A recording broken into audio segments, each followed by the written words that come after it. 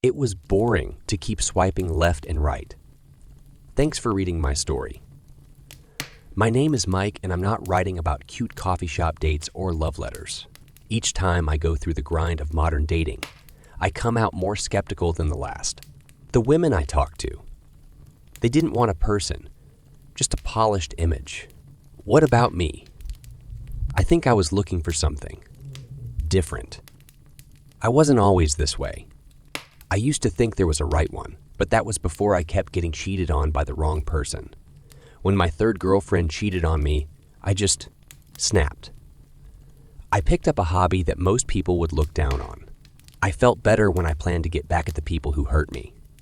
I didn't do anything dangerous, but let's just say I made sure karma stopped by. But even getting even gets lonely. I longed for someone who knew what this dark desire of mine was. That's when I found the dark web, a part of the internet that even Google is afraid to go. The sun doesn't shine there. And there's a place for every weird and scary hobby, like a dating service for people like me. It was a website called VindictaMatch that said it could help you find the right partner for payback. The thought made me laugh. A dating service for people who want to get even.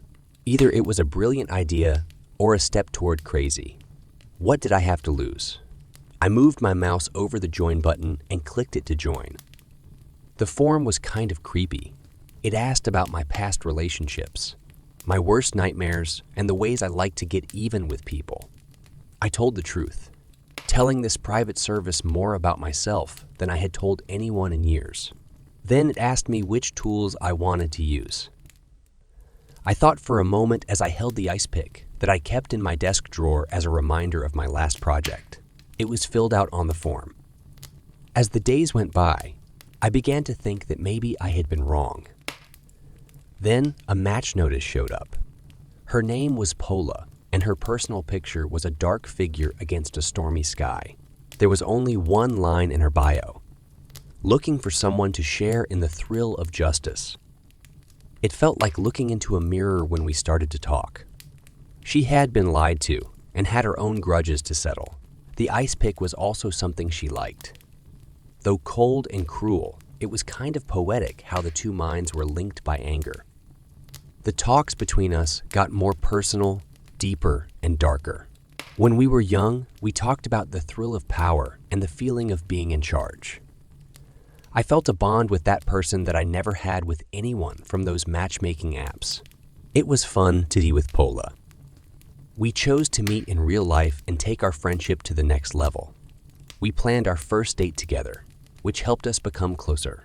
It was supposed to be her way of getting back at an ex-boyfriend who had hurt her so badly that she could never forgive him. The plan was very detailed, very harsh, and very good. Before our meeting, I couldn't help but feel a little excited as I lay in bed. It was a fresh start, a chance to be accepted and understood. I had no idea that it was also the first step on a road I could never go back from. As I waited for Paula's next message, the only light in the room came from my computer screen. The outside world was quiet after midnight, but a storm was building in my room.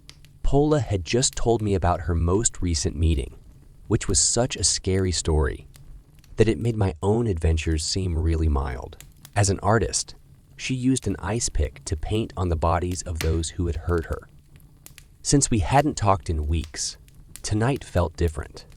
As our shared dreams turned into plans, there was energy in the air and a sense that something was going to happen. When she typed, "It's time we meet," my heart jumped for joy. We were two hunters circling each other, and the thrill of the hunt made us both feel good. We agreed to meet at an unremarkable bar in the city center, where shadows hung on the walls, and whispers were the main form of payment. I got there early and waited with a whiskey in my hand. I knew her right away when she walked in. Her presence was like a cold front, chilling and impossible to avoid.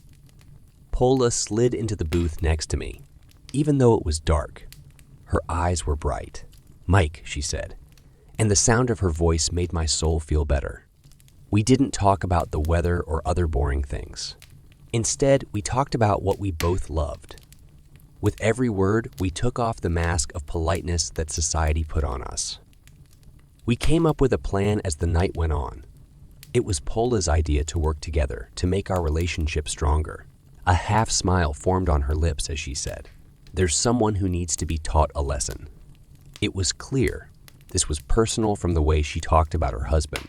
I was also happy to help. We worked out the details, with each of us contributing our own skills. We chose the ice pick as our instrument because it needed us to be close to each other. We carefully thought out our plans because we knew that accuracy was key in our hobby, because one mistake could mean a lifetime in prison. There was a promise at the end of the night, made with a touch that felt stronger than any contract. The cold night air felt full of possibilities as I walked her to her car. She spoke, "This is the beginning," and the lights in her eyes made them look like twin fires. The beginning of something beautiful. I saw her drive off, and her car's taillights went out into the night. Things had changed. It was no longer just something they did by themselves. Pola had become my partner in crime, my helper in the dark. Later that night, when I was in bed, the darkness didn't seem as heavy. It was like I had found a soulmate, someone who knew what was happening inside me. As I fell asleep, though, a thought kept coming back to me. "Huge, when you dance with the devil." The city beneath the night was a world of prey and predators. The night was like a cloud. That made me feel good as I parked my car under a bridge. I was now one of the more recent ones. Pola was already there. She stood still and looked dangerous against the decaying cityscape. She asked, "Ready?" as I walked up to her. "Always," I said, happy that the ice pick in my jacket pocket was there to comfort me. We picked her ex-boyfriend Darren as our first shared project. He had hurt her badly enough that the law couldn't fix her. Tonight, we'd be the ones who judge, decide, and execute. It was an easy plan. When Pola tried to get Darren to leave, he told him that they would get back together at his house, which was where the memories of their old life were greatest. That's where we would face him and carry out our strange brand of justice. As we walked into Darren's run, down apartment building, which smelled like it had been ignored for a long time, I felt the line between reality and the dark dreams we'd been sharing become less clear. This was really taking place. We did this in real life. Pola told me that Darren's door would be open, and it was. He wasn't ready for us, but for her. He was in the living room with a bottle of wine and 2 glasses out in a hopeful, childlike way. When he saw that Pola had the ice pick in her hand, he looked confused and scared. He didn't have time to react because she was already on top of him, moving with precision and practice. I stood there for a moment, shocked by how ugly and real what we were doing was. Then I went with her. It was over very quickly because we were so angry and had planned our attack so carefully. Darren couldn't stand up to us too. It was colder than I thought it would be, and there was a lot of blood. I didn't think it was fair. It was awful. We cleaned up and tried to erase our presence as much as possible. We were very quiet as we left the flat, which was very different from the noise we had left behind. We both crossed a line, and we couldn't go back. I felt empty as we drove away because the energy that had pumped me up started to leave. I thought I would feel good about what I did, but instead I felt empty, like I had left a part of my soul in that room with Darren's dead body. If you couldn't read Pola's face, she was quiet. But the words wouldn't come out when I tried to talk about what we had done and think about it. We had become close because we both had dark sides. But now that they were out in the open, it felt like a huge gap between us. We said goodbye and promised to talk later. But as I watched her walk off into the night, I couldn't shake the thought that something had changed in a big way. I thought I knew what I was going into, but it turned out to be so much worse and more real than I thought. Yes, I was a hunter. After our last act, there was a void of silence that was filled with the ghosts of the decisions I made. To begin with, I thought that Pola and I were connected by our shared sadness. But as her messages stopped coming in and her mood changed, a chilling distance formed between us. Without anyone to talk to, I was left to wonder. The unity we had built was now breaking apart into pieces of doubt. I read through all of our old talks, eager to understand. That's when the contradictions started to stare back at me, mean and fun. Pola's stories, which used to bring us together, have turned into a web of lies. The cold truth hit me. I wasn't her partner. I was her tool. Inspired by a mix of anger and fear, I went deep into the dark web to find Pola's digital ghost. The crumbs she left led to a horrifying realization. Her past on VindictaMatch was a story of manipulation, with each ex-partner being a chapter that ended in tragedy. I was the last chapter in the story. The proof was very bad, and the story was carefully crafted to make me look like the bad guy. I was the bad guy, a victim ready to be killed.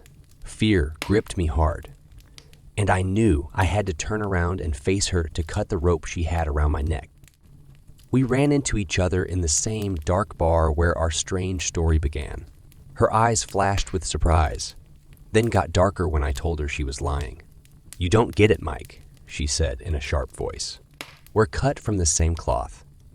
But her words were like a snake's charm, and I wasn't going to give in any longer. I was a man looking for revenge, and she was a huntress who loved the thrill of the chase. There were a lot of claims and denials in the endgame. Pola's last move was to get rid of me, leaving me to bear the blame for our shared sins. But I still had one more move to make. She didn't know it, but I had written down all of her lies and tricks and made sure that the police were watching us. She charged with an ice pick in her hand, causing chaos that was a strange repeat of our past meetings. I hid because I had a deep-seated need to stay alive. But when the fight got really bad, the doors flew open and a lot of cops came in.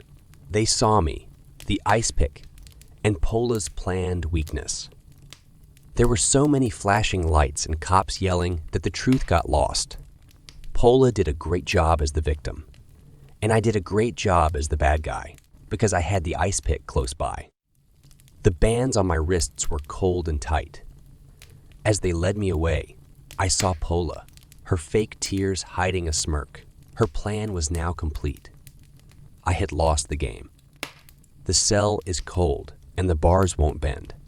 I'm sitting here telling the story, which is a warning from the deep. As a man, I looked for connection in the worst places, but all I found was deception.